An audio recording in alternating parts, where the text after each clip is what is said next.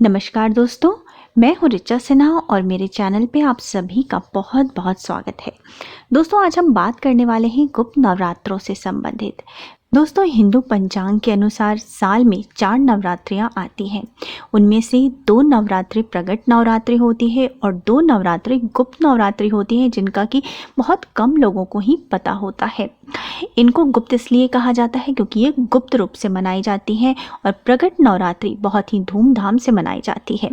चैत्र और अश्विन माह में आने वाली नवरात्रि प्रगट नवरात्रि होती है, वहीं माघ और आषाढ़ माह में आने वाली नवरात्रियां जो है वो गुप्त नवरात्रि कही जाती है, क्योंकि गुप्त नवरात्रि जो है वो तंत्र साधना, तंत्र मंत्र की सिद्धि आदि के लिए ज़्यादा उपयोग की जाती है और इसको सीखने वाले भक्त माता को कठिन भक्ति द्वारा प्रसन्न करते हैं और इस नवरात्रि को अति गुप्त रूप से मनाया जाता है। इस कारण इसको गुप्त नवरात्रि कहते हैं।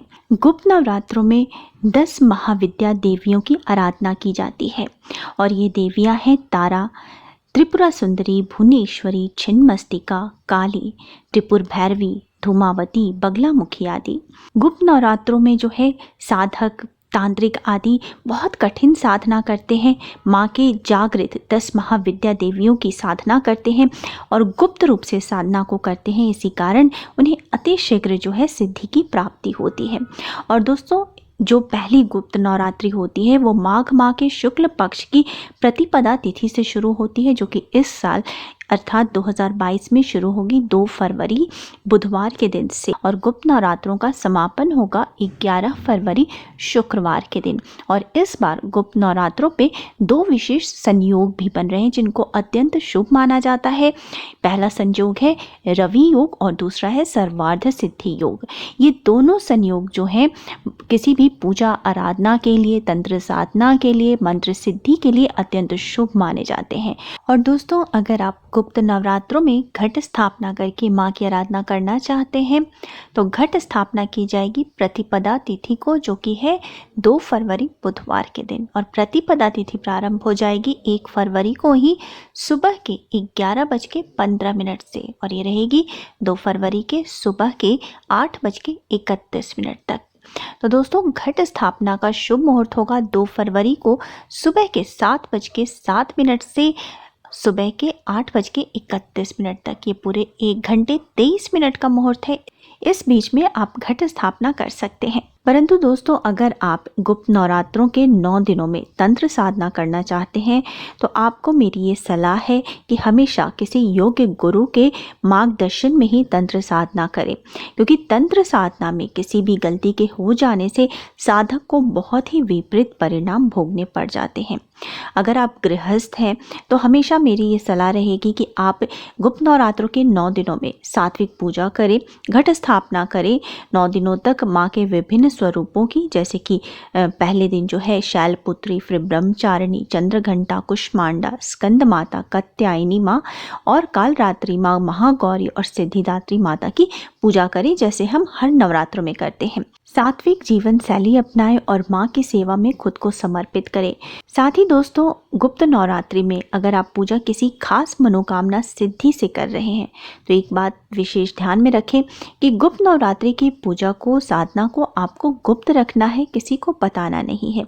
ये जितना ही गुप्त रहेगा आपकी मनोकामना उतनी ही जल्द पूर्ण होगी।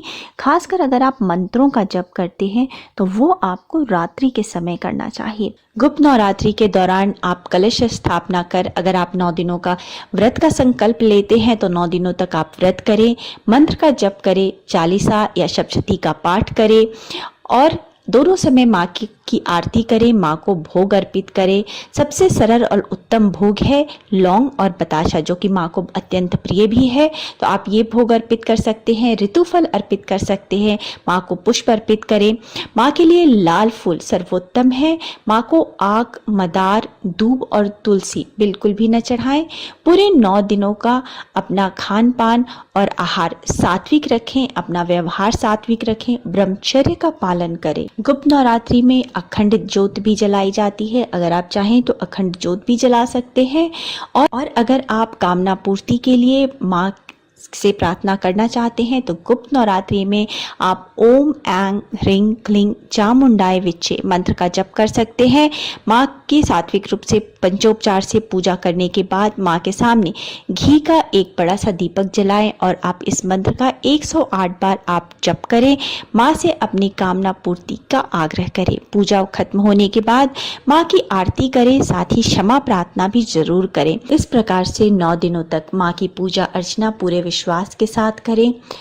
अष्टमी या नवमी के दिन व्रत का उद्यापन करें, हवन करें, कुमारी कन्याओं को भोज कराएं। इस प्रकार से 9 दिनों तक पूजा अर्चना करने से माँ सब कष्टों को हर लेती हैं, मनोकामना पूर्ण करती हैं और प्रसन्न होती हैं।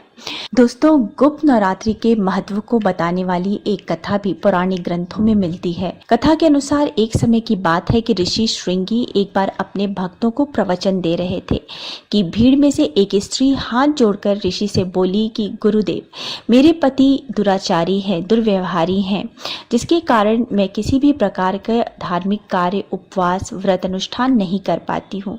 मैं माँ दुर्गा की शरण लेना चाहती हूँ, लेकिन मेरे पति के पापाचारों से माँ की कृपा नहीं हो पा रही है, मेरा मार्गदर्शन करें। तब ऋषि बोले, वासंतिक और शारदीय नवरात्रि में तो हर कोई पूजा करता है, सभी इससे परिचित है, लेकिन इसके अलावा वर्ष में 2 बार गुप्त नवरात्रि भी आती है, जिसमें 9 देवियों की बजाय 10 विद्याओं की उपासना की जाती है। यदि तुम विधिवत ऐसा कर सको तो माँ दुर्गा की कृपा से तुम्हारा जीवन खुशियों से परिपूर्ण हो जाएगा। ऋषि के प्रवचन को सुनकर स्त्री ने गुप्त नवरात्रि में ऋषि के बताए हुए अनुसार माँ दुर्गा की कठोर साधना की। स्त्री की श्रद्धा व भक्ति से माँ दुर्गा प्रसन्न हुई और कुमार्ग पर चलने वाला उसका पति सुमार्ग की ओर अग्रसर हुआ। उसके घर में खुशी, सुख, संपत्ति का वास हुआ। कुल मिलाकर गुप्त नवरात्रि में भी माता की आराधना ही करनी चाहिए। दोस्तों, इस वीडियो में मैंने कोशिश की है कि आपको गुप्त नवरात्रों से संबंधित अधिक से अधिक जानकारी दे सकूं। अगर वीडियो अच्छा लगा है तो वीडियो को लाइक ज़रूर कीजिएगा, परिवारजनों के साथ, दोस्तों के साथ शेयर कीजिएगा और मेरे चैनल को सब्सक्राइब करना मत भूलिएगा। मिलते हैं अगले वीडियो में, तब तक स्वस्थ रहिए, सुरक्षित रहिए और अपना बहुत बहुत ध्यान रखिए। जय माता दी।